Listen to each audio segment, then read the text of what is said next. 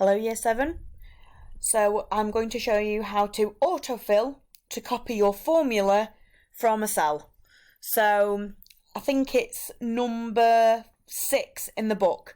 So Harry Potter's school shopping list, autofill. So in my last video I showed you how to times 3 by £2. So 3 crumpets for £2, which you would do the same thing for your robe or wizard's hat, etc. So just click on the total or the number, and you can see here that's my formula.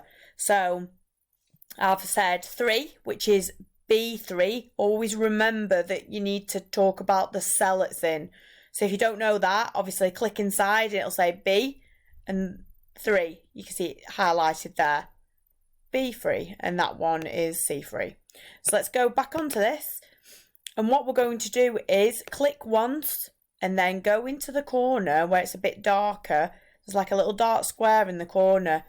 Do this until you get the little plus symbol or addition sign or cross, whatever you want to call it. And then pull it down. That's all you've got to do, and it'll fill it in automatically for you. So that's a nice easy way of dragging the formula into all the other boxes. Okay, so that is your auto-filling to copy your formula from a cell. Give it a go.